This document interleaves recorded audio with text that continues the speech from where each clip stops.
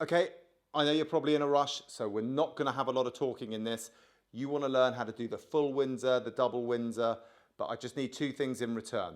One, you leave the video a like when you've done it, and two, you put in the comments where you're watching it from so I can see how far this video spreads. Other than that, I don't need anything else from you. So, should we get on with it? Just put your phone next to the mirror and copy me exactly. I'm going to be shooting in this mirror, so that means you can literally copy it like for like. What you're seeing now, what you're seeing in the mirror. That's it. I promise you it's the easiest way. Let's go. Okay guys, first things first, let's do the top button of our shirt up. We want the seams of our tie to be touching our shirt, and then we want to make the thin end of the tie extremely short. This long, thick end is going to be used to wrap around quite a few times. The first thing that we want to do is to cross the thick end over the thin. Use your index finger and your thumb just to hold that there. Then we're going to move the thick end of the tie round the back, and then we're going to pop it through the middle. Now try to make sure that the tie does not get twisted during that process. And if you do it right, you'll see that you'll make a little shoulder in that side of the tie, and the thick end of the tie will be hanging with the seam facing out directly down the middle of your chest.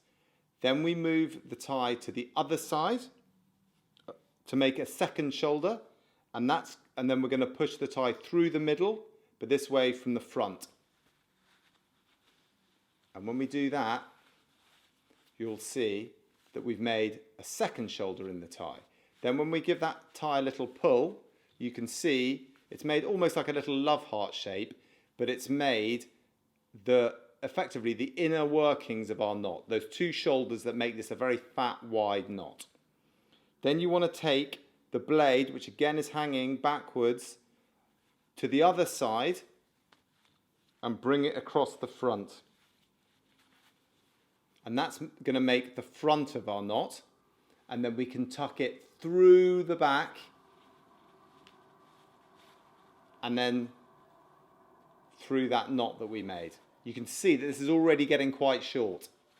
I may want to do this again, but we'll see as we pull the knot tighter whether or not I've got enough length in this tie.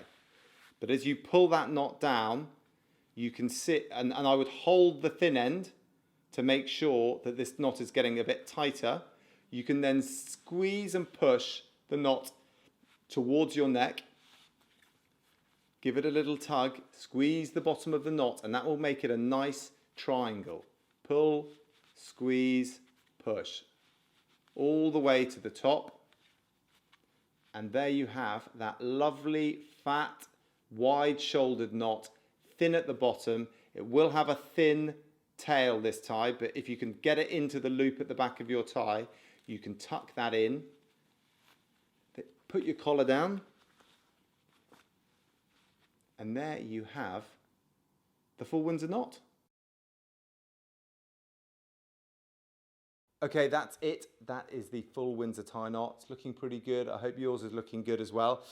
If it's not, feel free to go back in the video. You can slow it down. Some of the settings at the bottom will allow you to watch it in half speed.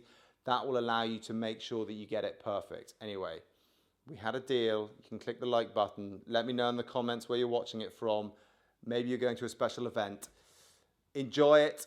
And if you want to learn some other tie knots, you can check out some of our other videos. If you like the tie, you can probably pick one up at reefknots.com, and we will see you around. Thanks.